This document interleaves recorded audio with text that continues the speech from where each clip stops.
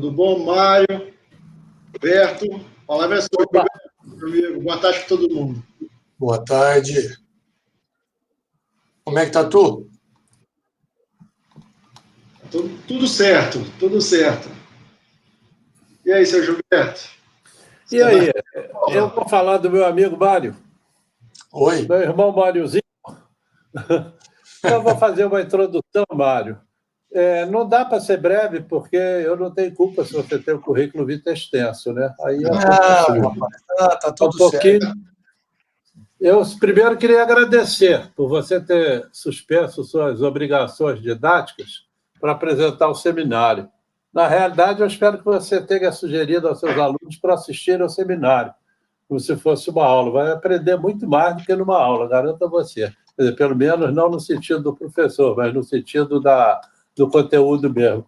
Fazer ciência, ver a ciência feita ao vivo, né? Mas, então, rapidamente, o que vai ser difícil, o doutor Mário Sérgio Palma tem um currículo vitae invejável. Se a gente for pegar a formação acadêmica dele, ele é químico pela Universidade de São Paulo, fez mestrado e doutorado em Ribeirão Preto, e pós-doutorado ele resolveu aprender japonês. Então, passou 4 ou 5 anos no Japão, em Osaka, na Faculdade de Medicina, trabalhando lá, no Instituto do Sambor. O que quer dizer isso, Mário? Sambor quer dizer o quê em Osaka, Japão? Central Institute of Bioorganic Research. Isso aí. E aí, hoje ele é professor titular de proteômica na Universidade Estadual Paulista, da Unesp, no Instituto de Biociências em Rio Claro. Em pesquisa, o doutor Mário Sérgio tem também um currículo invejável. Ele tem larga experiência em bioquímica de macromoléculas, ou química de proteínas e peptídeos, mais talvez, mas eu incluiria macromoléculas, porque ele trabalha com outras macromoléculas que não proteínas também. E produtos naturais também, né? Química de produtos naturais, de origem animal, vegetal não, trabalha mais com animal. E, obviamente, ele é especialista, né, em espectrometria de massa e macromoléculas biológicas. Na área de pesquisa, ele trabalha muito com venenos, principalmente estrutura de toxinas, caracterização estrutural, funcional de toxinas e venenos. Também é metabolômico e trabalha também com glândulas de insetos, né? Aqui, nas toxinas, ele é mais dos artrópodes do que qualquer outra coisa. Obviamente, ele é pesquisador do CNPq e possui centenas de trabalhos publicados. Também orientou dezenas de dissertações de mestrado, tese de doutorado e supervisão de pós-doutores também. Internacionalmente, nacionalmente, na administração científica, isso é muito importante, é uma faceta que a gente exerce muito para tentar melhorar, desenvolver, ajudar o desenvolvimento da ciência no país. Ele presidiu o ramo latino-americano da Sociedade Internacional, International Society of Neuropeptides, e também foi membro do conselho dessa sociedade.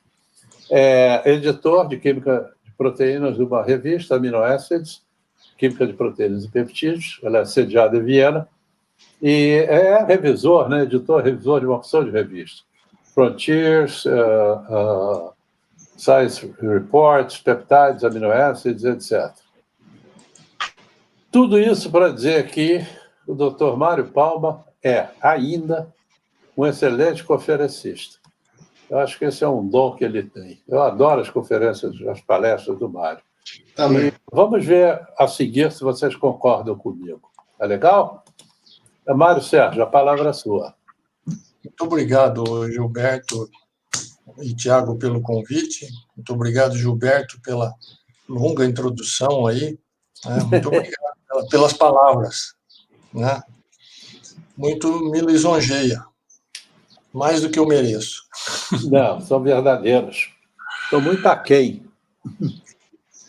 Hoje, nós escolhemos para conversar a respeito um tema que a gente faz de vez em quando, né?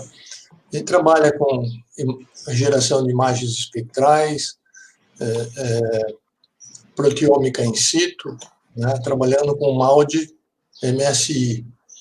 Mas não dá para fazer isso toda hora, todo dia. É preciso ter tempo, é preciso ter um bom material, é preciso estar com equipamento em cima, né? Tudo bem montadinho. E nós escolhemos um tema já antigo, tem uns 10 anos que de vez em quando a gente faz alguma coisa nisso lá no laboratório. Não especificamente com mal de MSI, né, Mass Spectral Imaging, mas com relação ao estudo de glioblastoma. A escolha desse tema é porque ele é áspero, é um tema difícil de trabalhar. Os glioblastomas, ou os gliomas de uma maneira geral, são tumores relativamente agressivos, tumores de cérebro bastante agressivos, e eles evoluem no sentido de aumentar a extensão da patologia muito rapidamente. São tumores difíceis de trabalhar para o cirurgião, difícil de fazer a cirurgia, porque não são tumores sólidos, não são tumores que têm uma borda facilmente visível, né? Nós temos um quadrinho aqui, do lado esquerdo da imagem. Nós temos, esses dados são para os Estados Unidos, né? Alguma coisa da ordem de 18 mil casos de tumores do sistema nervoso central, né? E todo ano, e dos quais 13 mil levam a óbito. Então, a mortalidade, a letalidade desse tipo de tumor, ele é muito grande, né? É uma das maiores causas de morte de homens e mulheres no mundo inteiro, né? E, curiosamente, é um tumor de células glia. Agora, fazer o diagnóstico desse tumor é muito difícil, porque o cérebro é formado de muitas células diferentes, em especial as células glia. O tumor, como está mostrado nesse esquema aqui, nessa figura, o tumor ele pode evoluir rapidamente de uma célula primária para uma célula maligna e já classificado em grau 4. Quem estabelece os critérios para fazer a classificação de graus de que vão de 1 a 4 é a Organização Mundial da Saúde. E a figura ao lado dessa evolução direta aqui mostra que eu posso ter uma célula de origem. Essa célula de origem quase sempre é uma célula tronco-neural, né? Ela pode sofrer mutações, ela pode seguir diferentes caminhos. Ela pode evoluir para grau 1, ela pode sofrer novas mutações, evoluir para grau 2, novas mutações, evoluir para grau 3, até chegar em grau 4. Então, essa evolução, estágio por estágio aqui, é um pouco mais lenta. Ela pode levar alguns anos. Mas essa evolução súbita da célula primária, né, para o glioblastoma grau 4, costuma ser muito rápida. E esses códigos que aparecem seriam as mutações que se acumulam. A célula tronconeural, ela pode sofrer mutação espontânea, como ela pode receber sinalização de células vizinhas e incorporar essa característica tumoral, essa característica cancerígena a partir da célula vizinha. Então, nós temos células tronconeurais em diferentes estágios de se tornar uma célula saudável ou em diferentes estágios de se tornar uma célula glia ou derivados de células glia, né, com diferentes graus de gravidade da patologia, né? Isso tudo que nós estamos falando está mais ou menos esquematizado aqui. Então, eu tenho um progenitor neural, que é uma célula tronco, que pode se diferenciar em neurônio ou pode se diferenciar ligeiramente produzindo um progenitor neural, uma célula tronconeural, glial, e essa célula glial pode receber por sinalização sinais para que ela, ou induções de mutações, induções de regulações de diferenciação celular bastante complexa, em que ela pode se tornar uma célula saudável no percurso, ou ela pode se tornar uma célula que tem um tumor que tem células saudáveis, células doentes, células cancerígenas e células tronco iniciadoras do tumor. Então, nós temos essa situação toda. Obviamente, ela pode também se transformar totalmente, todas as células desse tumor são cancerígenas, né? Seriam gliomas. Agora, vamos imaginar essa complexidade histopatológica. Isso torna difícil o estabelecimento de critérios de observação, né? O patologista não tem facilidade para classificar. Nós vamos ver no próxima figura que existem as ferramentas, mas essas ferramentas são baseadas em marcadores moleculares. E quando nós falamos em proteoma, em marcadores moleculares, é uma situação complicada, porque a maioria do que se chamou até recentemente de marcadores foram descartados, porque muitas vezes se coloca como marcador a expressão, a superexpressão de uma proteína, ou a subexpressão dela.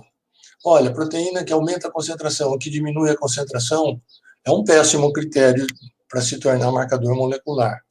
O ideal é que tenha uma proteína de presença única na patologia e ausência dela em condições normais de saúde, né? Mas nem todas as proteínas estão nessa categoria em se tratando de gliomas.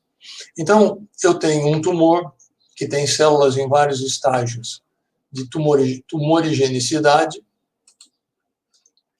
e células saudáveis misturadas. Quando a gente submete essa célula a um procedimento citotóxico, né, de quimioterapia ou de radioterapia, em princípio, se destrói as células tumorais, mas não se destrói necessariamente as células precursoras dessas células tumorais, ou seja, células tronconeurais que já começam a se expressar genes marcadores ou proteínas marcadoras do tumor. Isso significa que se destrói a maior parte do tumor, mas não se destrói tudo. As células tronconeurais, que estão em estágios preliminares de se tornar uma célula de glioma, elas ficam e assumem o lugar daquelas que foram destruídas. E o tumor, depois de algum tempo, volta muito mais resistente. Então, nós vamos falar assim, o glioblastoma necessariamente seria um glioma grau 4. Glioblastoma multiforme, a característica não se chama glioblastoma multiforme graus 1, 2 e 3. Se chama de grau 4 apenas de glioblastoma multiforme, né? Não é glioblastoma multiforme nos 3 primeiros graus. O tumor volta e fica muito mais resistente à quimio-radioterapia do que ele era antes. É muito desagradável saber que, por exemplo, o doador que cedeu, ou os doadores que cederam para a gente as células, né, concordarem em doar o corte cirúrgico, né, feito pelos cirurgiões neurologistas que operaram o paciente do tumor. Quando o tumor nos foi cedido, 3 meses depois, a maior parte dos pacientes doadores já estavam em óbito. Essa figura, ela tenta mostrar o circuito de transformações, de diferenciação celular. Aqui nós temos células tronconeurais, né? Nós temos marcadores específicos para essa célula. Então, nós temos aí o CD133, Nestin, SOX1. Né? A célula tronconeural se diferencia numa célula progenitora neural que pode se transformar. Aqui ela pode estar mostrando, ela pode assumir 3 caminhos. Ela pode ser um progenitor neural glial restrito, ela pode ser um progenitor de neuromotor, e ela pode ser um progenitor de nêuron restrito. Então, essa célula pode seguir 3 caminhos em termos de diferenciação. Embaixo de cada célula, existe o nome das proteínas que são consideradas marcadoras. O que nos interessa é esse circuito que vai para a direita aqui, porque ele chega em células do tumor do glioblastoma multiforme. Então, a célula progenitora glial restrita tem como marcador a nestin e a NG2, que é um protoglicano de condroitina. Né? Essa célula se diferencia em astrócito tipo 1, que tem como marcador o CD44, proteína glial, né? GFAP, e a proteína S100, S100A, S100B. E essa pode se diferenciar em tumor de glioblastoma.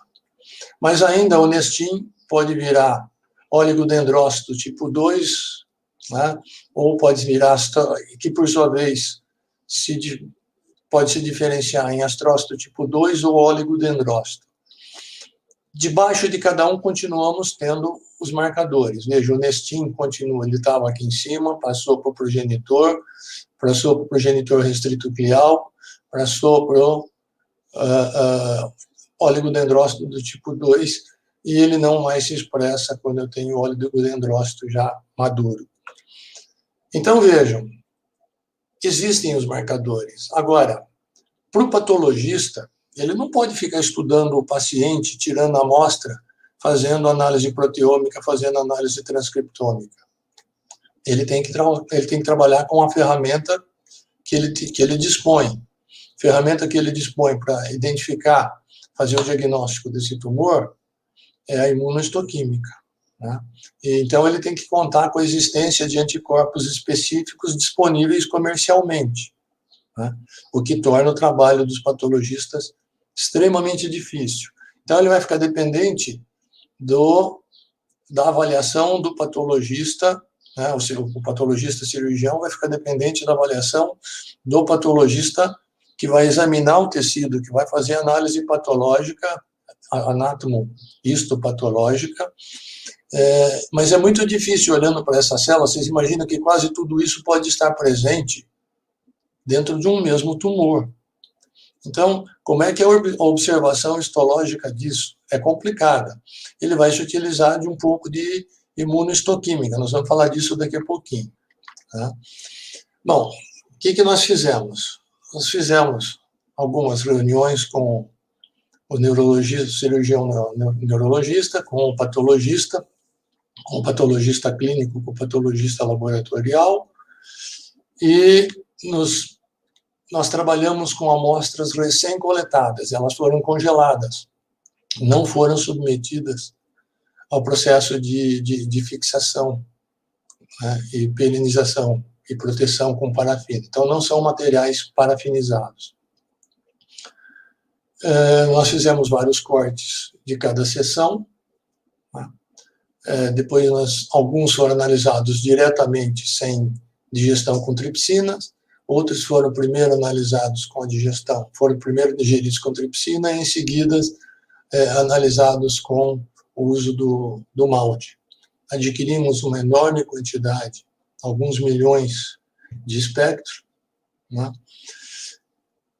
Quem trabalha com espectrometria MALDI conhece bem a ideia de que adquirimos o primeiro espectro, ele é o espectro autêntico, do jeito que a gente está vendo. O segundo espectro, ele aparece do jeito que está obtido, mas aparece também uma segunda tela, né? Quase todo equipamento MALDI tem isso, que é uma transformada de Fourier do primeiro espectro com o segundo. Quando vier o terceiro, a gente vê o espectro puro da terceira aquisição, do terceiro shot de laser, e na outra tela abre a média do primeiro com o segundo, a média do primeiro com o segundo, com a média com o terceiro. Então, uma das telas vai mostrando o espectro atual, o último adquirido, e a outra tela vai mostrando a média da média, a média da média da média, a média da média da média, que é grosseiramente, para não entrar em detalhes sobre como funciona uma transformada de Fourier, e esses espectros vão sendo transformados. Só que o interessante para se fazer imagens espectrais com MAUD é poder desacoplar esses espectros que estão sob transformação de Fourier, né?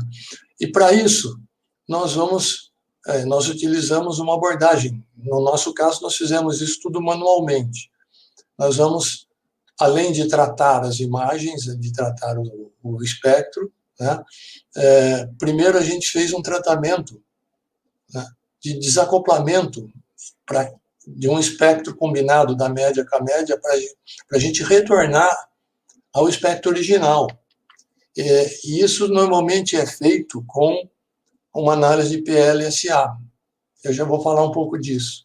Ela é importante porque a gente vê, por exemplo, aqui, estamos imagine que cada corte é constituído de 1000 cubinhos hipotéticos, né? Cubinhos de poucas micras de face lateral e ângulos de 90 graus. Cada cubículo desse pode ter uma proteína, pode ter um peptídeo, mas tem material que extravasou do corte, tem material da perenização, tem material dos tratamentos que a gente dá, dos reagentes, dos solventes, dos agentes fixadores, e a gente trata com metanol. O tratamento inicial da amostra para fazer MAUD MSI é muito parecido com o tratamento que os histologistas fazem inicialmente para revelar, para fixar os tecidos, para fazer a visualização, né? E isso tudo deixa resíduo. Nós vamos usar as análises PLSA para limpar um pouco cada espectro obtido, para cada shot obtido, né, para que a gente possa descontar isso depois. Quando eu trabalho com o espectro já transformado de Fourier, isso tudo fica omisso, fica embutido dentro do espectro que a gente adquire. Cada espectro desse, uma vez tratado, ele se desdobra, ele diminui de intensidade. Enfim, a gente tem que descobrir, quando desacopla isso tudo, qual é o nível de ruído que essas moléculas estranhas produzem, e nós vamos ter que eliminá-las. Então, nós vamos usar o tratamento de dado de análise probabilística semântica latente, PLSA, para fazer a limpeza, para distinguir, porque nós vamos fazer esse tratamento e identificar. Tem um sinal aqui, eu tenho picos que vêm do extravasamento do tecido. Ele vai criar uma falsa imagem de localização errada de uma proteína, de um peptídeo. Eu tenho que usar o PLSA para identificar isso e vou pedir para depois eliminar todos esses sinais do espectro. Alguém pode me perguntar, bom, mas eu podia fazer análise de outro tipo de tratamento de dados. Eu posso fazer quase todo tipo de tratamento de dados que eu quiser, mas com o PLSA tem a vantagem de que quando a gente subtrai, não cria o vazio na imagem. Porque quando eu subtraio da zero ou negativo o valor matemático, quando eu vou representar na imagem, pelos tratamentos tradicionais, cria-se um vazio, fica preto o fundo, né, depois de subtração. E não é isso que a gente quer. A gente quer que os sinais continuem existindo desde que eles façam parte da amostra, não sejam ruídos ou contaminantes da manipulação dessa amostra, né? Então, vamos imaginar, só para não deixar sem falar um pouquinho sobre esse tratamento, PLSA é o tratamento que funções ou bancos de funções ontogênicas, como o GO, né, o Gene Ontology, trabalham exatamente com esse tipo de tratamento de dados aqui. Nós não vamos fazer discussão matemática, só para ter uma ideia do que influencia esse tratamento, né? Então, aqui nessa equação, S é um documento, C é uma palavra e T é um tópico, é a variável escondida, né? Se nós fizermos a correlação com a espectrometria de massas, com o dado da análise MAUD, S vai ser um espectro, C vai ser o valor da relação massa-carga, ou seja, aquilo que identifica o peptídeo ou a proteína. E T é um tópico específico, né, correspondente. Eu posso falar de um tecido, mas eu posso falar, no caso aqui, o tecido é um só, no caso do glioblastoma. Eu posso considerar isso aqui um tipo de célula, né? Então, mais ou menos com esse tipo de enfoque que a gente fez essa parte do trabalho, esse tratamento do trabalho. E uma vez feito, eu tenho um espectro limpo com sinal, uma relação sinal-ruído bem elevado, 20, 30 vezes sinal maior do que ruído, ou mais, né? E a gente correlaciona ou a uma região, ou a uma molécula, ou a uma grande molécula, uma pequena molécula, enfim. Aqui, no caso, por exemplo, esse sinal está todo mostrado em vermelho, quer dizer que a distribuição desse sinal, aqui é a sobreposição de todos os sinais, tá? De todos os espectros que carregam esse sinal. Aqui em verde, a sobreposição, a imagem é gerada pela sobreposição de todos os espectros que tem esse sinal. Ah, mas e no outro que está mais baixo? Só foi eliminado aquilo que não pertencia, aquilo que é contaminante e aquilo que é artefato.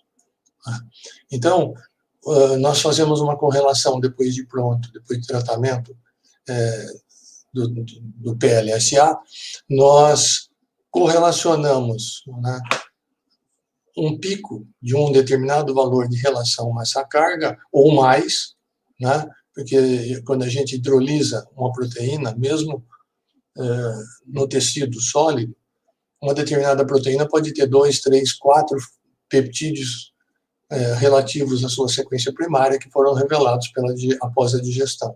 Então, no caso, a gente procura fazer a superposição de todos eles e só usa as regiões em que a superposição é completa. Isso se justifica quando a gente olha para cada localidade. Então, aqui eu tenho um corte do glioblastoma, isso aqui é o que saiu do paciente, isso tem alguma coisa, esse corte tem mais ou menos 5 milímetros de comprimento, 3 milímetros, 2,5 milímetros de largura. Então, vocês veem que é uma região muito pequena. Uma característica que chama atenção é que vocês veem muito fundo branco, tem muita necrose, então as células são destruídas, ficam chamado de um espaço vazio aí.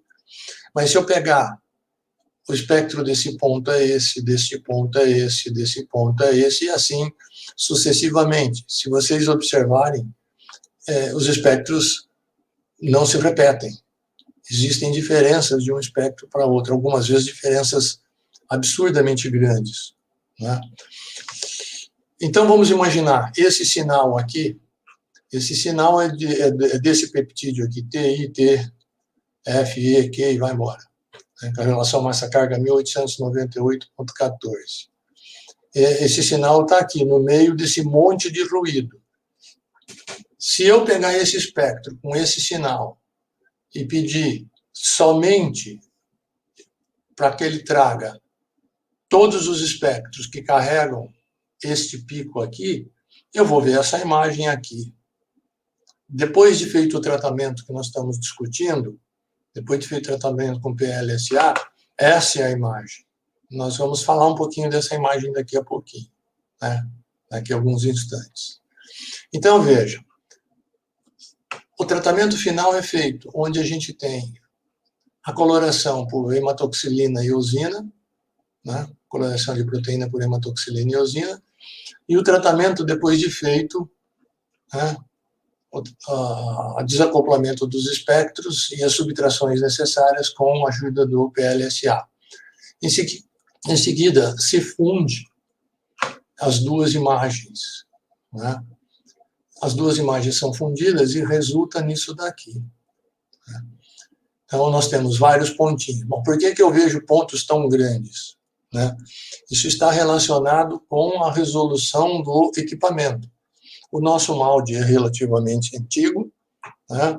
Já tem cerca de 10 anos, ou mais, 10 para 11 anos, e ele tem um feixe de laser cujo diâmetro está entre 80 e 100 micras, praticamente do diâmetro de uma glia. Né?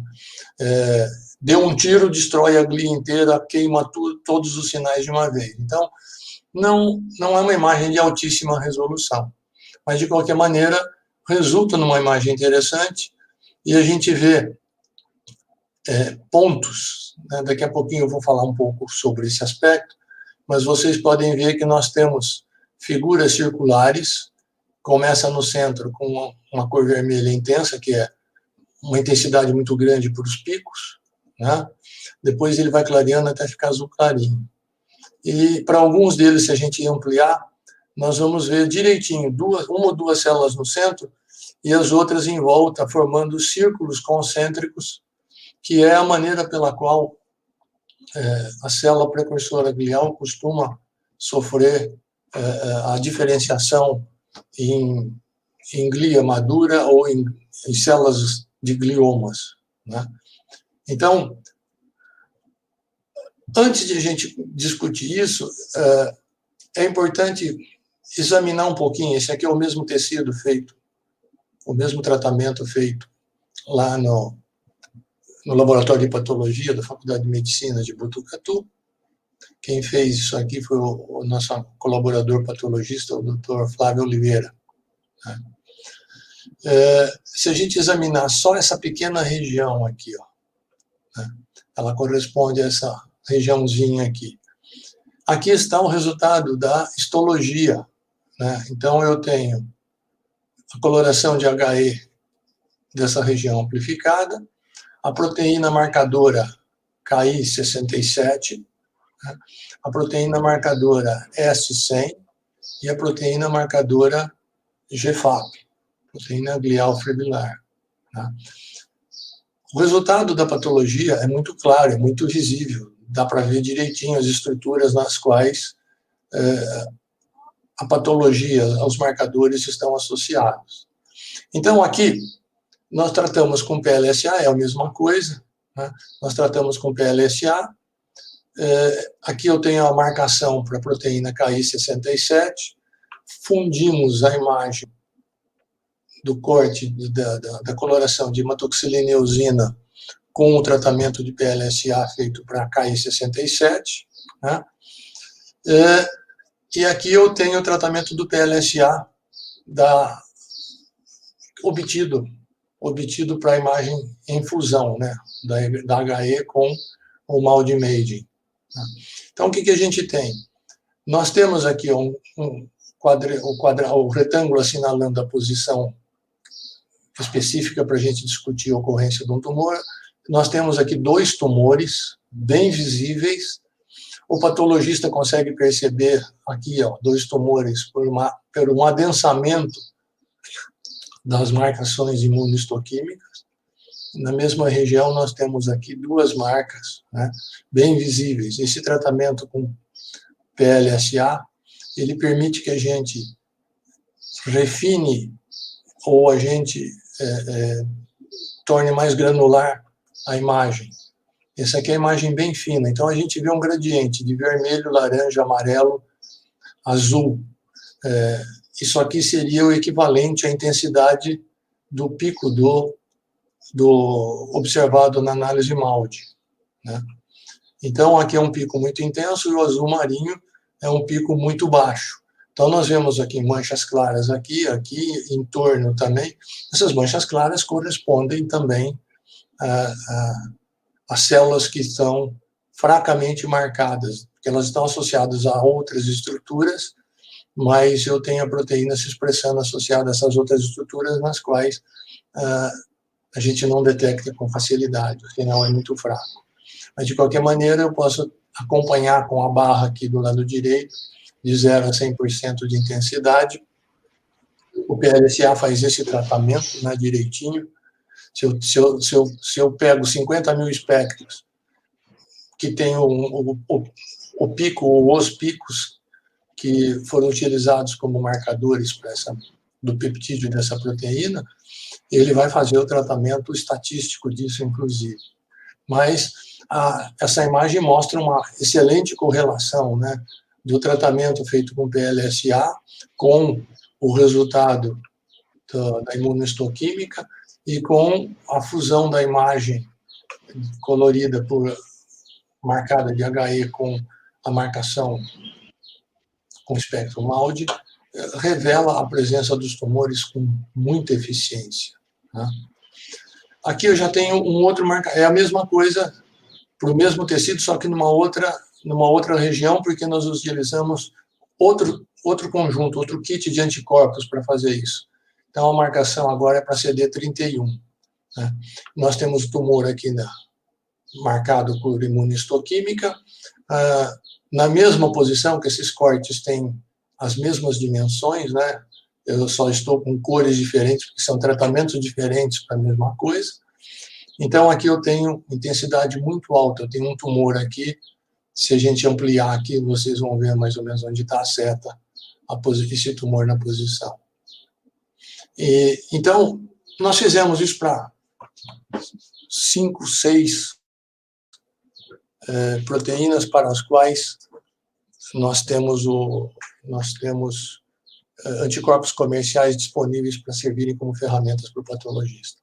Obviamente, nós não procuramos essa proteína especificamente. Tem outras proteínas que a gente procurou e não encontrou. Na realidade, a gente faz uma análise, esses tecidos, em paralelo com a análise MALDI, nós fazemos a extração disso, né, com acetonitrila, e fazemos uma análise proteômica convencional, né, e vamos trabalhar com as proteínas que foram identificadas. Então, se eu chego à conclusão que esse sinal foi obtido por um determinado peptídeo, nós temos o espectro MS-MS desse peptídeo com a sequência identificada.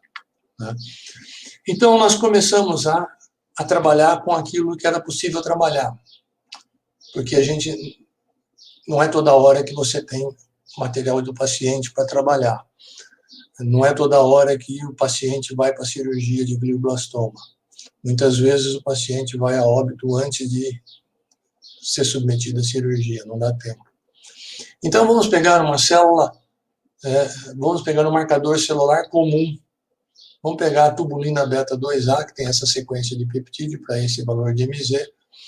Ao fazer isso, nós encontramos todos esses pontos azuis aqui. Essa é uma proteína muito comum, seja nas células tronconeurais, seja nas células tronconeurais que estão iniciando a diferenciação, seja nas células tumorais. Então, é um marcador comum, é um marcador de fundo. Tá? É a base de fundo para a gente identificar. Obviamente, se nós conseguíssemos identificar tudo, ficava um borrão só. Mas com o tratamento e com o laser com diâmetro muito grande, a gente vê esses pontos de um diâmetro razoavelmente consistente. Então, nós pegamos marcadores de astrócitos do tipo 1 e do tipo 2, nós pegamos a proteína acídica fibrilar glial, a proteína S100B e a proteína, o antígeno CD44. Cada um costou identificado por um peptídeo. Nem sempre a gente consegue 2 peptídeos, porque a quantidade de material é muito pequena e a manipulação é relativamente grande dessas amostras. Né? Então, o que a gente tem? Em laranja estão já a imagem fundida aqui, né? A imagem espectral do MALDI com HE. Então, aqui temos os 3 padrões. Eles são parecidos, mas não são idênticos. O que mostra que cada proteína tem um padrão típico, muito embora as concentrações principais, por exemplo, nessa região aqui do lado esquerdo, aqui embaixo, elas são relativamente consistentes nos 3, mas não é um padrão idêntico. São marcadores, mas eles estão sendo analisados em cima do mesmo tecido, mas não são exatamente todas as mesmas células que estão expressando. Essa heterogeneidade histológica também se reflete como uma heterogeneidade proteica. Né? Agora, vamos marcar, eu só quero lembrar, os marcadores que estão aqui, em todas essas figuras, são os mesmos que nós vimos no fluxo de diferenciação celular a partir da célula-tronco neural original, né? São aquelas proteínas que estão marcadas a cores embaixo do desenho de cada célula. Então, aqui nós temos os marcadores EFA2, EFRIN, podoplanin e KI67. Ocorreu algo parecido com o que nós vimos no slide anterior. O padrão é semelhante no geral, mas nos detalhes tem diferenças razoáveis. Então, nós temos aqui as células em amarelo, são células que já são células de glioblastoma grau 4, né? Fazem parte de um tumor de glioblastoma grau 4. Esses também são marcadores, né? Algumas vezes vocês veem que o sinal fica com um diâmetro muito grande, o ponto colorido, e 2, 3 tiros de laser muito próximos acaba somando e convergindo. E, enquanto isso, nós podemos ter alguns sinais bem pequenos, pontos azuis bem pequenos, né? Bom, nós também marcamos CD31 e CD34. Alguns desses aqui, EGF, né, e o receptor de EGF, na realidade, não tem kits de anticorpos específicos para o patologista trabalhar.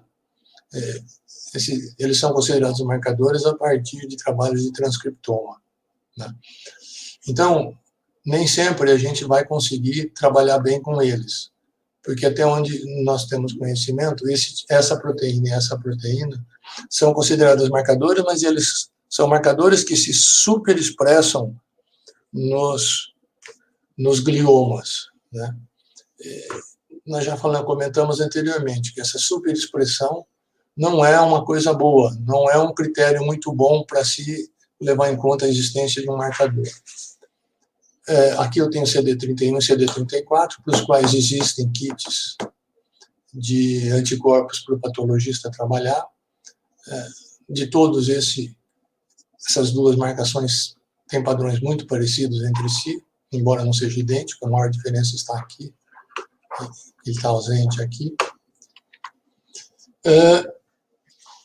E agora nós pegamos aqueles marcadores, né, o Nestin, SOX2 e CD133, que são marcadores de células progenitoras de glia, ou células tronconeurais, né?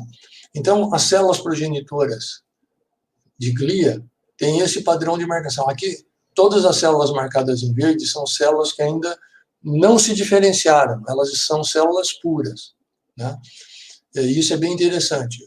E nós fomos muito felizes, porque essas 3 proteínas foram detectadas com a razoável segurança na análise proteômica convencional desses cortes, né?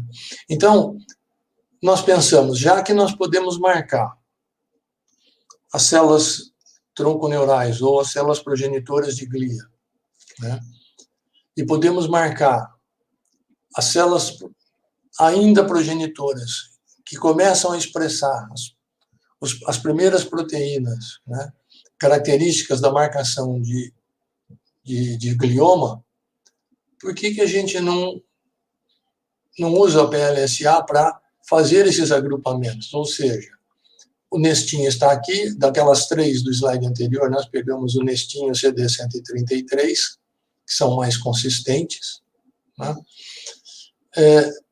As células que foram marcadas única e exclusivamente com Nestin e CD133 estão marcadas em verde aqui nessa imagem. E as células que expressaram Nestin mais CD133, mais pelo menos um dos marcadores de glioma, ou essas 2 mais podoplanin, essas 2 mais EFA2, essas 2 mais EFRIN-A1, essas 2 mais KI67, ou combinação de 2 ou mais dessas aqui com essas aqui, estão marcadas em vermelho. Então, veja bem, nós estamos usando o Maldimaging para demonstrar a heterogeneidade celular do tumor de glioblastoma. As células verdes são células saudáveis, ainda não se diferenciaram, e as marcações em vermelho representam as células elas carregam ainda os marcadores de precursores gliais, célula tronco neural, né? E já expressam as primeiras proteínas do glioma. Então, nós temos aqui as células iniciadoras. Então, em vermelho, nós temos aqui células iniciadoras do câncer, do tumor de glioma. Então, nós temos células saudáveis, células em início de marcação, de início de diferenciação para se tornar glioma, células já completamente diferenciadas em glioma, e células saudáveis outras que não são mais glias, que se diferenciaram no transcorrer.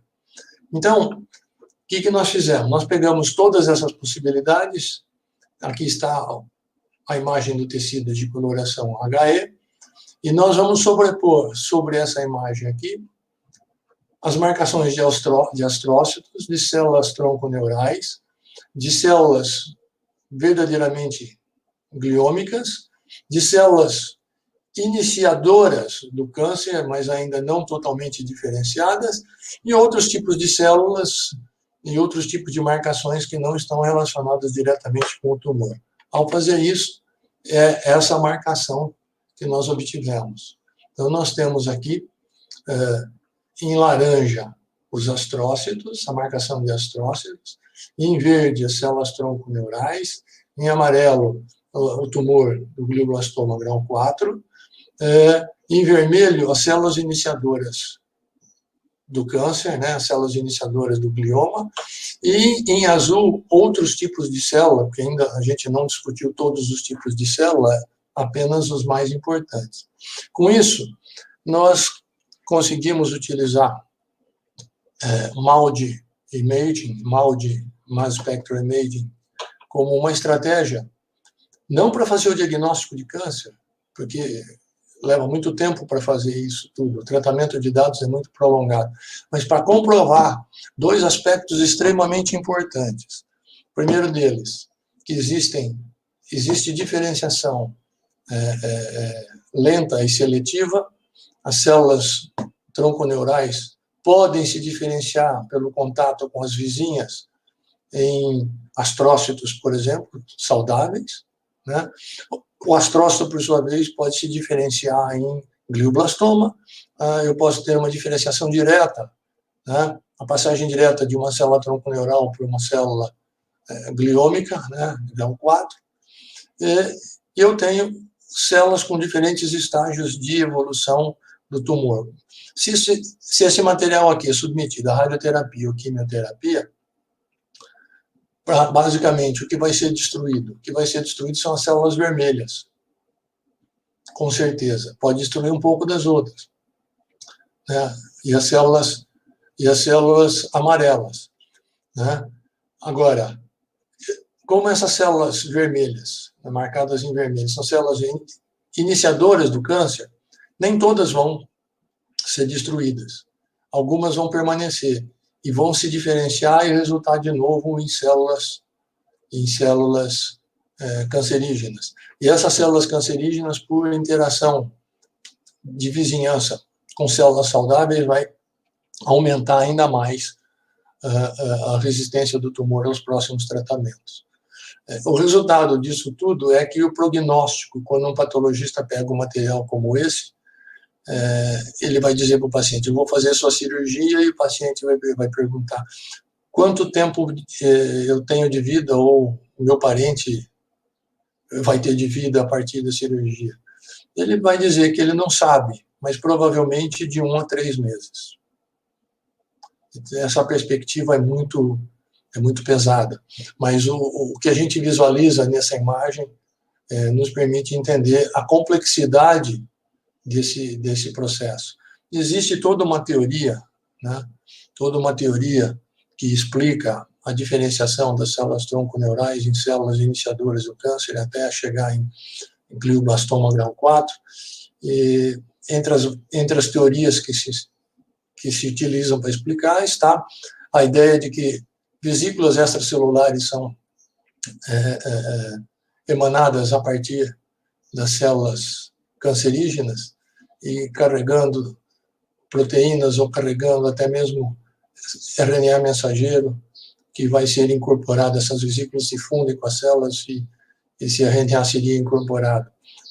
Obviamente, tudo isso é bastante especulativo, mas são teorias que explicam essa complexidade. Olhando para essa imagem, dá para entender como se sente o patologista que vai fazer o exame clínico do tecido, o exame do tecido, né, o exame histopatológico, para emitir um laudo nesse sentido.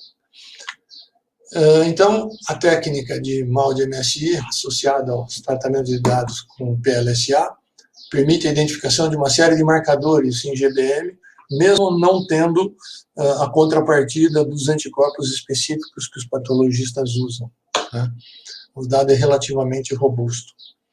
A técnica MALDI-MSI possibilita uma estratégia interessante para mapear a distribuição das células, obviamente não com valor diagnóstico, nem com valor clínico, mas com valor científico para explicar a complexidade do tecido e a dificuldade do cirurgião. Essa técnica, esses protocolos de MALDI-MSI combinados com análise do PLSA permite a identificação da existência de células tronconeurais e de células tronconeurais em processo de diferenciação em diferentes estágios. Bom, eu queria, antes de encerrar, queria agradecer, né, o pessoal que está trabalhando com a gente no laboratório. Não posso deixar de agradecer aqui a doutora Lucilene, que começou esse trabalho, depois ela saiu, foi trabalhar em Botucatu, e esse pessoal todo aqui, de alguma maneira, ajudou bastante no desenvolvimento do trabalho. Eu gostaria de um agradecimento especial ao professor Flávio de Oliveira Lima, que é o nosso colaborador patologista, né? Queria agradecer também às agências que financiam nossa pesquisa, nosso trabalho, nosso laboratório, e finalmente agradecer o convite e a audiência de todos vocês. Obrigado pela atenção. A gente agradece, Paulo, excelente. Deixa eu voltar aqui para... Gilberto está aí, ó. Bater palma aqui, eu tenho certeza que está todo mundo super feliz. Não, muito bom. Você sabe que, obviamente que você não vai lembrar, né? Mas eu lembro que eu era aluno daquele congresso que teve, foi um SBTX, eu acho que foi de 2004, que eu assisti uma palestra sua. Eu acho que era no começo daquele projeto que você estava estudando as gotículas de veneno na teia da aranha. Eu lembro que aquilo me deixou assim... Foi lá em 2004. Nossa, foi assim, eu lembro que eu fiquei... Então, assim, tinha certeza que ia ser uma palestra excelente. E você é o homem das multifacetas, né? Imaginei que você ia trazer um trabalho de glioblastoma para a gente hoje, e foi ótimo. Enquanto o pessoal vai fazendo as perguntas aqui no chat, e eu não sei se também o Gilberto quer fazer a pergunta, eu queria te perguntar, na verdade, duas em uma. Primeiro, quão escépticos os patologistas são com a possibilidade de se utilizar a espectrometria de massa para diagnóstico, ou enfim, se você vê que eles estão assim, abertos para uma nova tecnologia, e também o que você acha que falta para a gente conseguir, porque assim, no mundo ideal, a gente conseguiria ter um teste, o cirurgião faz a ressecção, ele remove um pedaço do cérebro, porque o ideal é ele conseguir remover o máximo possível do tumor e também das células tronco-tumorais, né, que são elas que, como você mostrou bem, elas que são, né, os vilões para a reincidência do tumor. Se você vê um futuro médio prazo, talvez, para a gente utilizar essa técnica ali na sala de cirurgia, né? Eu sei que para pequenos compostos, isso já tem, né? Tem até aquele trabalho lá da Liv e tal, que ela tem aquela caneta. Mas para peptídeo a gente sabe que é mais difícil. O que complica, eu vejo a possibilidade disso evoluir naturalmente, porque imagine quando eu e o Gilberto começamos, você é moço, né? Quando eu e o Gilberto começamos com espectrometria de massa, lá naqueles workshops em 1996, né, Gilberto? Não dava nem para imaginar que nós íamos chegar e fazer esse tipo de trabalho nos dias de hoje.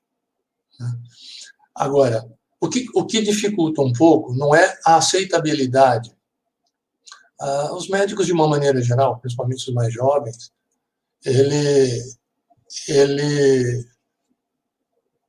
estou vendo aqui o Maurício Marques, né? Um abraço para ele.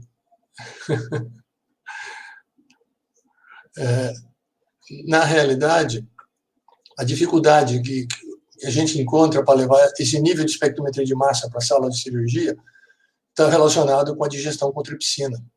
É uma etapa complicada, é uma etapa relativamente lenta, um protocolo relativamente em desacordo com o procedimento, né? É muito longo isso, muito complicado para se fazer em 15, 20 minutos.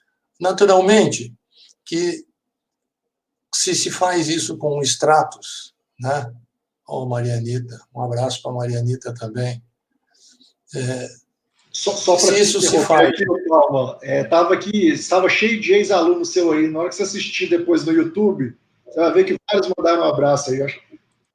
Vários ex-alunos aí, depois você assiste. Obrigado a você e a eles aí. Então, não existe dificuldade dos médicos, dos cirurgiões em aceitar essa ajuda.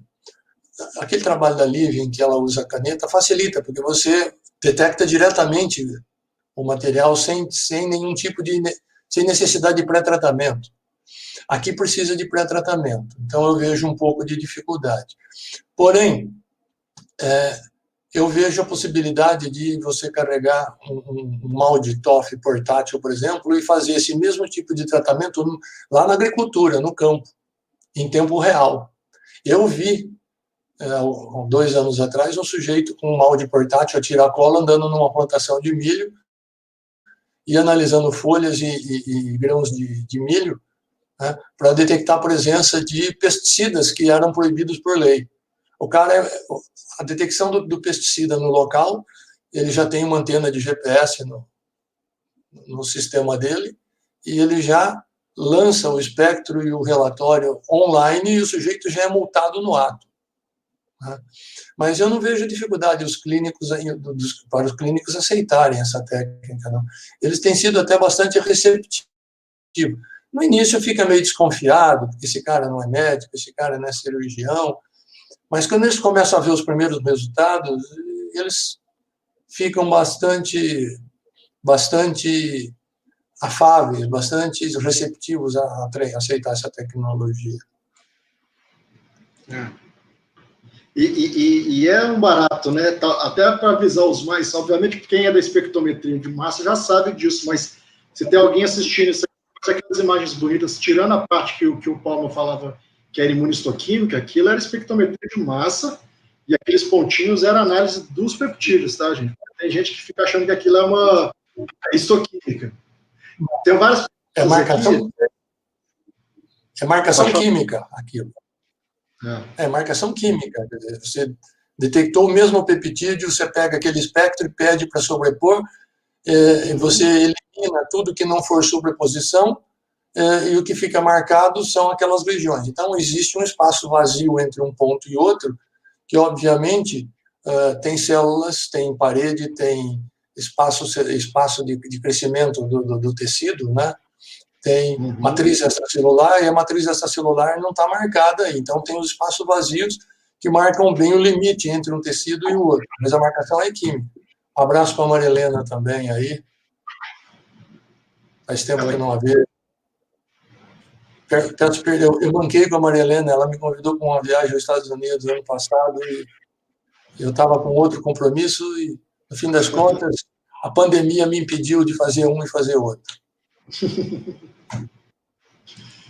Aí ele quer saber se a análise se refere a uma amostra de um paciente e se você sabe se há variabilidade entre esses pacientes. Tá, vamos lá. Existe uma variabilidade dentro do mesmo paciente, porque imagina que, não sei se vocês conseguem mostrar a mão aqui os tecidos formam camadas, né? E quando a gente fatia com o micrótomo, as camadas, supostamente, dentro dessas 12 micras, são mais ou menos paralelas, né? Mas não existe um paralelismo perfeito entre as camadas quando a gente retira. Então, existe uma resposta ligeiramente variável. O PLSA também serve para isso, para eliminar. Se a camada de baixo for muito diferente da camada de cima, a gente é obrigado a anular os espectros da camada de cima ou os espectros da camada de baixo, né? Mas, assim, existe sim uma grande variabilidade entre os pacientes. Essa variabilidade existe já a nível histopatológico, Maria Helena. Então, é uma situação que deixa o patologista com dificuldade de fazer o diagnóstico, sim. Quando a gente falou que ia trabalhar nesse tema, os patologistas ficaram todos radiantes de alegria, né? Mas existe sim essa variabilidade, tanto no fatiamento, quanto existe uma certa variabilidade de resposta em função de como o laser é absorvido, a energia distribuída entre as moléculas, né? Tem que lembrar que os cortes não são retinhos, e a gente tem que cortar no plano, seguindo em paralelo com o plano que o cirurgião fez.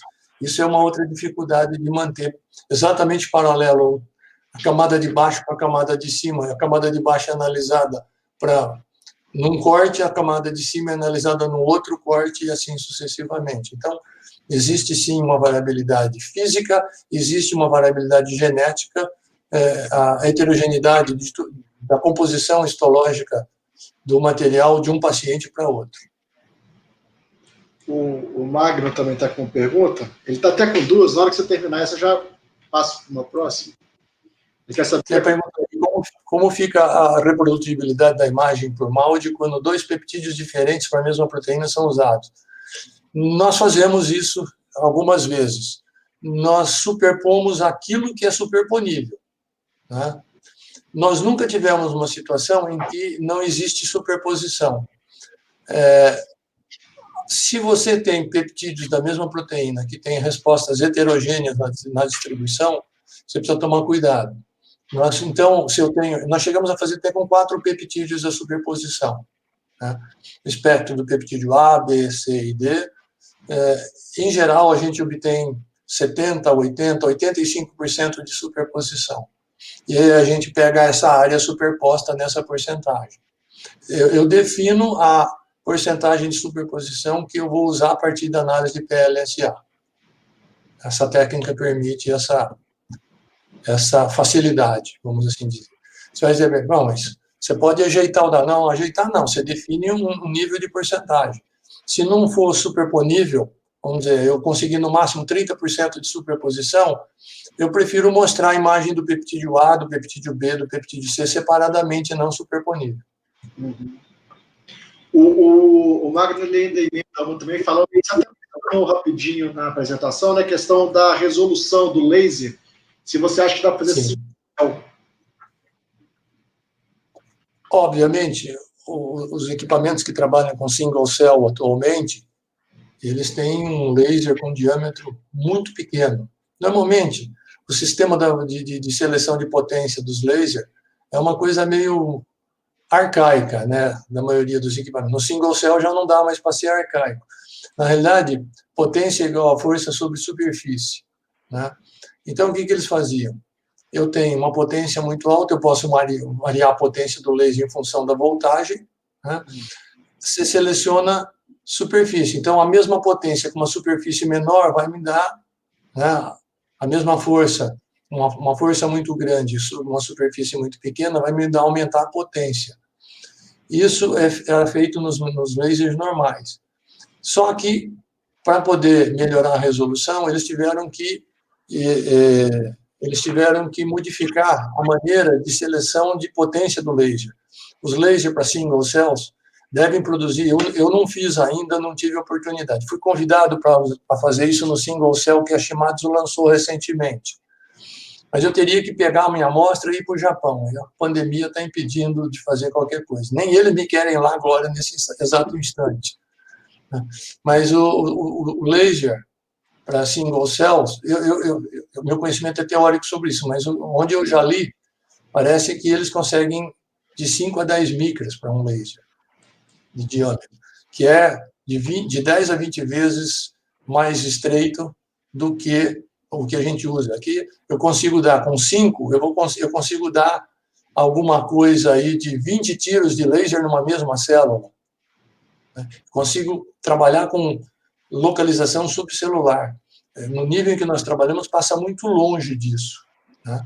Eu acho que o single cell vai poder ajudar nessa tarefa lá no futuro. E eu estou muito curioso para ver como é que isso funcionaria, essa marcação funcionaria no single cell. Eu tenho bastante curiosidade. Tem uma pergunta do Pedro Vendramini também, em relação ao protocolo do Capello lá de Portugal, que parece que ele está usando ultrassom, deve ser para aumentar, né, a velocidade da digestão em 1 hora. Se você acha que isso é uma possibilidade. Inclusive, eu vou emendar na dele, porque, pelo que eu entendi, vocês extraem para fazer a digestão, o processamento não é no tecido, né? Aí eu queria saber se você acha que é possível fazer a digestão ali direto no tecido. Não, nós temos as duas coisas. Uhum. Nós trituramos o tecido para fazer um extrato geral. Para fazer tipo um shot. Eu preciso ter um perfil proteômico, porque eu só posso fazer marcação daquilo que eu encontrei de fato. Eu preciso provar, na hora que eu for publicar, de que eu tenho um espectro confiável que me leva à sequência que, por sua vez, me permite a identificação de uma proteína. Uhum. Nós fazemos... Todas essas marcações que vocês viram foram feitas no tecido. Uhum. Eu nunca fiz digestão com ultrassom no tecido. Eu tenho a impressão que, se aplicar o ultrassom no tecido, pode desagregar. Principalmente se o tecido ele já foi trabalhado, está preservado, perenizado com parafina. Mas, para fazer análise normal, eu não vejo uma análise proteômica normal em extrato, eu não vejo nenhuma dificuldade em usar esse protocolo. Inclusive, você mencionou, né, que você tem o tecido, ele não é ele não é colocado na parafina. Como é que é, por exemplo, a consistência de um glioblastoma? Ele fica mais rígido ou ele tem a consistência? É uma célula do cérebro. O cérebro é borrachudo, elástico. Uhum. É duro de trabalhar, não é... Dá uma segurança razoável de trabalhar. Cérebro, fígado, rim, são tecidos que permitem uma manipulação muito interessante. Ele não desmancha com facilidade. Não fragmenta por fazer o excesso de manipulação. Tá. A Diana e o Daniel, vou até colocar dos dois aqui, ó, eles tiveram a mesma pergunta. Eles querem saber a questão, no caso da Diana aqui, acho que era da outra do Daniel, quer saber se esse resultado ele pode ser quantitativo também, se você pode correlacionar a intensidade, né, do spot com a abundância daquele peptídeo. Bom, você tem um tratamento matemático. Eu estou trabalhando com PLSA, eu poderia trabalhar com PCA. Né?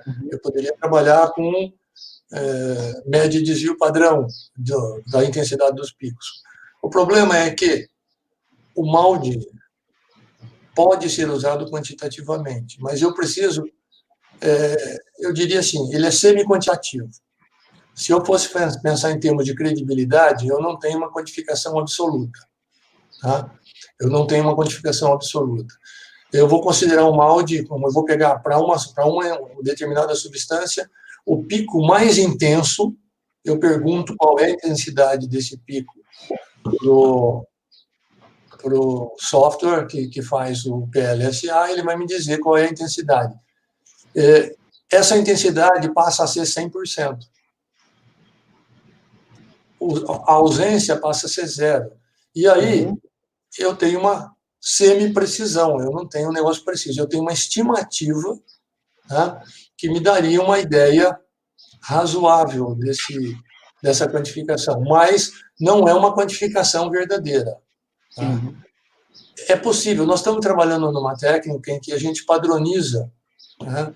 Eu coloco uma amostra do lado, mas é complicado fazer isso, porque se eu estou trabalhando com extrato e estou trabalhando com MALDI, eu posso colocar na placa mostradora um padrão feito com o mesmo solvente, ou com os mesmos solventes que eu utilizei para fazer o extrato da amostra. Mas eu não tenho muita confiabilidade eu colocar um padrão na placa do molde ao lado do tecido, porque o tecido tem suas fibras, tem sua resistência, tem cada tecido tem uma osmolaridade típica, característica, né?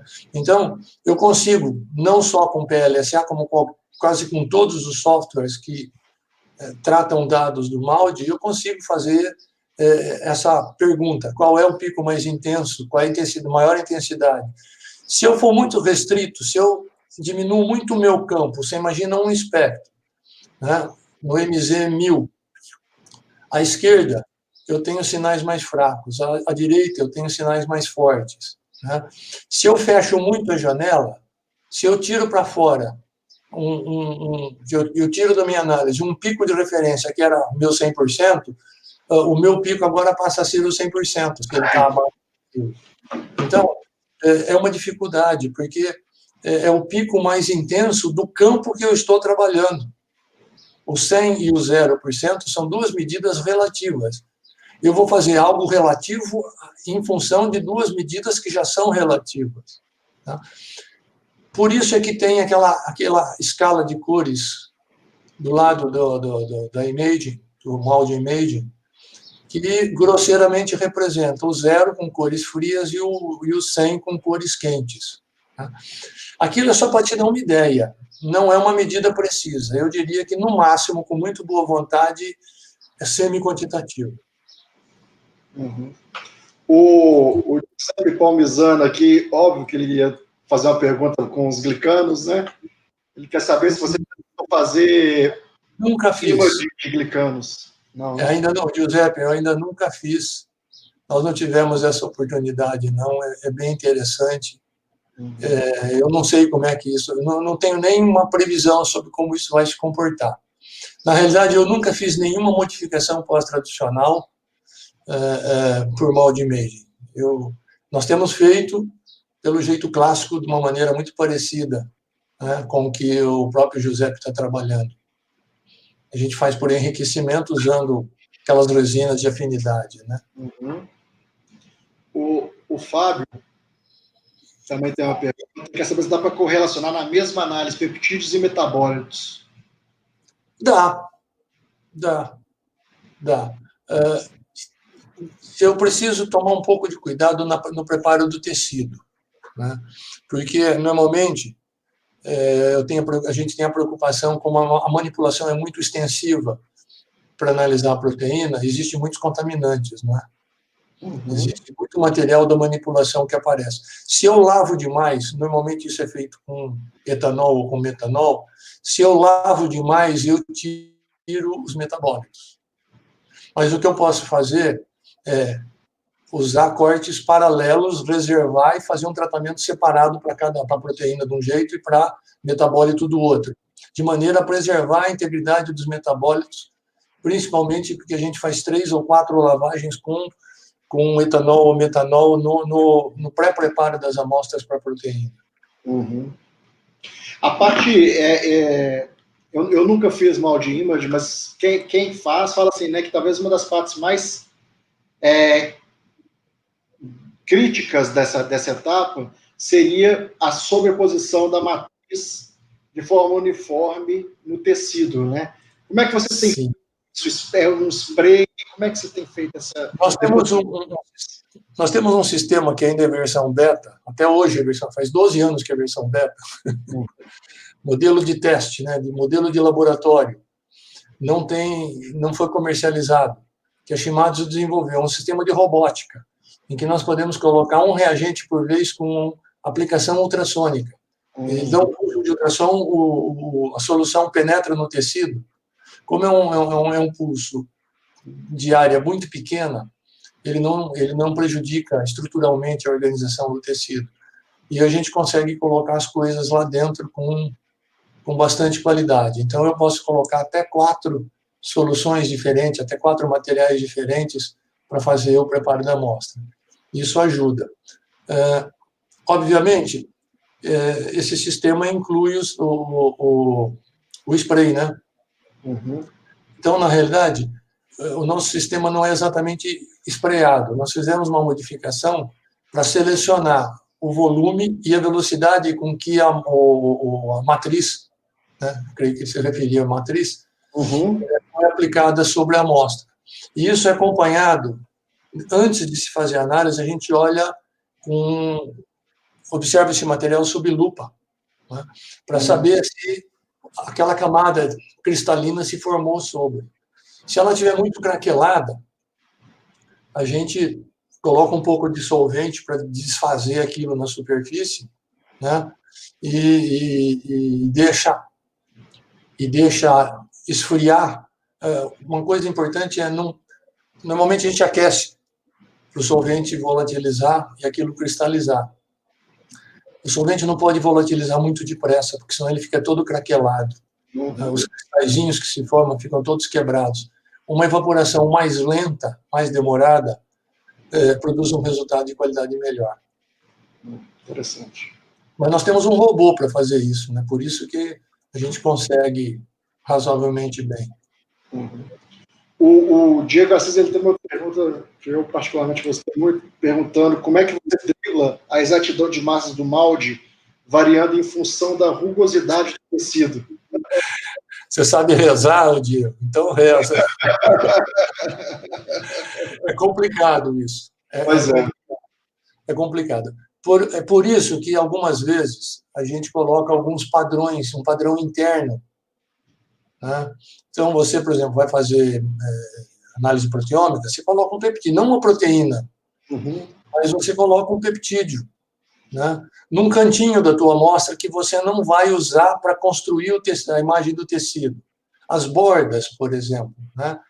Você consegue checar a exatidão das massas. Obviamente, você vai ter que escolher uma região. O bom malandro sempre pega o plano, né? O planinho, lisinho, retinho, né? Onde a exatidão de massa vai ser maior. Mas é possível colocar 2 ou 3 pontos nas bordas que não serão utilizadas para construir a imagem e colocar ali um peptídeo. A gente faz o tecido digerido e não digerido. O tecido não digerido dá a massa das proteínas intacta, mas não é muito útil. Não é muito útil. Para que ele serve? Porque se houver extravasamento de tecido, além do esperado, você vai detectar peptídeos que não deveriam estar presentes na amostra sem digerir. Depois a gente analisa o corte digerido com tripsina. Tem que lembrar que quando vai fazer digestão com tripsina, a gente usa 2, 3, 4, até 5 vezes mais tripsina do que usa em solução, porque o tecido é compacto. Quanto mais compacto o tecido, por exemplo, músculo, fígado, rins, é muito complicado. Né? Então, você precisa colocar uma quantidade razoavelmente grande na concentração relativamente elevada de tripsina. Mas, aquilo, Diego, você coloca os padrões para tentar aferir a exatidão. Mas, de fato, o tecido não é tudo planinho. Tirado aquela camada inicial que a gente faz com a matriz, depois existe a possibilidade de ser um tobogã, na realidade. Você tem toda a razão. Mas a gente usa os cantinhos, as bordas, para tentar controlar essa variável. Perfeito. Gilberto, você tem algum ponto? Acho que você está com... Só um minutinho. Seu microfone. Pronto. Eu gosto do Mário, sabe por quê? Porque ele nunca me desdiz. Eu disse que essa bela palestra e foi.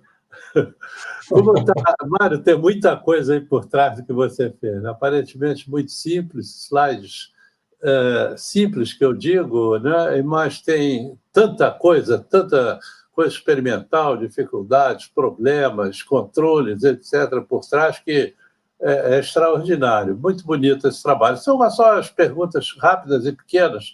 Quanto tempo leva o procedimento todo, desde você ter a biópsia, o tecido até o resultado. Você teria, né? Se você fizesse na sala de cirurgia, tirou e você deu o seu diagnóstico com a imagem, quanto tempo você gastaria? Ou perguntando melhor, quanto tempo, tirando a hidrólise tríptica, sobra? O tratamento de dados é a parte mais demorada, né, Gilberto? Porque esses algoritmos para tratamento especial de imagem nunca foram desenvolvidos. PLSA é um tratamento de dado convencional. Os matemáticos adoram usar isso, alguns engenheiros usam isso, né? O pessoal que trabalha com tratamento de imagens também, o pessoal faz identificação de objetos por imagem, sinais faciais, por exemplo, a inteligência artificial usa muito o PLSA. Ele não está incorporado nos algoritmos de espectrometria de massa. Se tivesse, eu diria para você que a gente levaria aí umas 2, 3 semanas. Não é rápido, não. Pois é. Agora, sem ele, você pode colocar em 3, 4 meses. Trabalhando direto em cima. Quer dizer, mesmo o ideal tendo como, quer dizer, um tumor tendo um marcador específico, uma proteína presente ou ausente, mesmo assim isso teria muito tempo para você precisaria de muito tempo para diagnosticar, né? Os patologistas reclamam que a histopatologia, né? Quer dizer, a imunohistoquímica que eles usam, numa hipótese otimista, leva 2, 3 semanas. Para alguns casos, para alguns tipos, levam 2, 3 meses. Mas a biópsia congelada não resolve, não? Não, essa que nós trabalhamos foi de biópsia congelada. Foi de biópsia congelada. Congelada ele faz ali na hora, né? Ele tira o tecido, congela na hora e olha, né? Ele faz na hora. E também não é só de diagnóstico, quer dizer, na hora da cirurgia, o crítico, me parece também, é você definir uma margem de ressecção. O problema desse tumor... Tem um trabalho clássico do cara do Mal de Image, o italiano, que começou a imagem. Bom, hein? O Caprioli? Caprioli, O Caprioli mais ou menos sobre isso, né? Ele faz com o fígado, né? Você define uma margem de ressecção, mas quando você vai fazer lá o Mal de Imaging do tecido do lado, que foi retirado como se fosse o tecido canceroso, mas a lei você retira, que seria o tecido saudável, são os protocolos, né? Protocolo de Kyoto, protocolo de sei lá o quê, que manda o cirurgião cortar tantos centímetros do dentro, blá, blá, blá. Então, sobram células cancerosas ainda. Isso dá uma recidiva enorme, né? Também. O fígado, Gilberto, é tranquilo fazer essa manipulação, porque o fígado, inclusive, regenera parcialmente. O cérebro, além de não regenerar, o cirurgião não tem a borda. Ele não é um tumor que tem uma borda visível para ele fazer a margem de ressecção. A própria imagem, a última imagem que eu mostrei, revela isso, né? O tecido é todo heterogêneo. A seção tem 5 por 3 milímetros que nós analisamos. É um corte do cérebro. O cirurgião, nesse caso, vai tentar cortar o menor tecido possível e ainda por cima tem que pensar em margem de ressecção. Então, é um trabalho muito difícil. Se ficar uma célula tronco neural primordial de glioblastoma, ele volta. Pois é, isso que eu estou dizendo, né? Como resolver isso, né? Antes da cirurgia, durante a cirurgia. Porque os protocolos mandam coisas definidas. Você, sei lá, né? Tantos centímetros daqui, tantos centímetros até tanto, né? Tipo de tumor. Há uma avaliação visual do cirurgião na hora também do tumor. Acontece muito em tumor de estômago, né? Eles olham lá, tem um núcleo, tem tantos centímetros, 3, 5, 7, sei lá, para cortar, ou remover o estômago inteiro. E aí você corta e fica a célula tumoral, como você diz, e uma recidiva anos depois, né? Essa margem de ressecção é fundamental.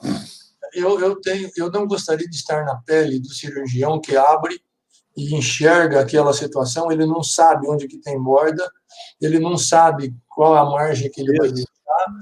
E se ele tirar demais para garantir, como é cérebro, ele está levando provavelmente funções junto com esse corte. Controle de funções homeostásicas, controle motor, enfim, vai deixar sequela.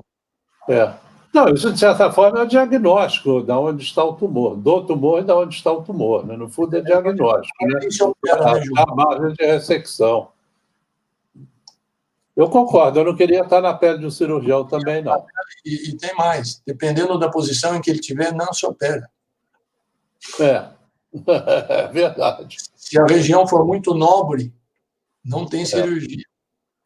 É verdade, é verdade. Máriozinho, obrigado, parabéns, viu? Imagina, obrigado a vocês pela oportunidade, gostei, foi legal rever vocês, mandar um alô aí para todos os colegas que estavam assistindo, um grande abraço proteômico para todos. A gente se vê no final do que vem, né? Vamos ver como é que fica. Uma vacina, né, Gilberto? Vamos tomar uma vacina e leva o certificado de vacina para o Congresso. Não, uma só não, várias, né? Toma todas, né? Porra, russa, dúvida, chinesa, inglesa, francesa, americana, qualquer língua, toma tudo. Quanto fico aí hoje de ouvintes, Thiago? Você chegou a ver, não? Não. Eu acho que no pico vocês estão 60, por aí. Diga, Mário. A revista lá do Barry Jack deve estar para sair já, viu? Tá legal. Quem viu a entrevista, Gilberto, está adorando a revista. O Daniel.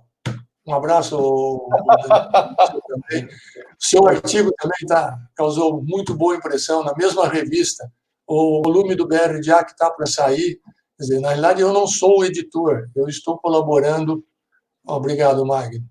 Eu estou colaborando com o Zézio, né? Estou colaborando com o Zézio nesse número. Quem viu a entrevista, obrigado, Marilena, um abraço para você. Está adorando a sua entrevista, Gilberto. É mesmo? Eu já dei o pré-print para os meus alunos lerem. Que horror! Faz isso não, mano. Rapaz, eles já te adoravam agora, então. Aí a menina leu outro dia e falou assim: aquele tiozinho é muito legal. além de meu amigo, você é muito gentil, Mário. Pô. Valeu, cara. Estou doido para ver o número. Me avisa. Semana que vem está sendo distribuído já. Tá legal. Tá beleza. Um abraço para vocês. Obrigado pela oportunidade e o bate-papo. Thiago, ótimo. Obrigado, viu, Paulo? Obrigado. Ótimo. Um abraço. Obrigado, Mário. Obrigado. Valeu. Tchau.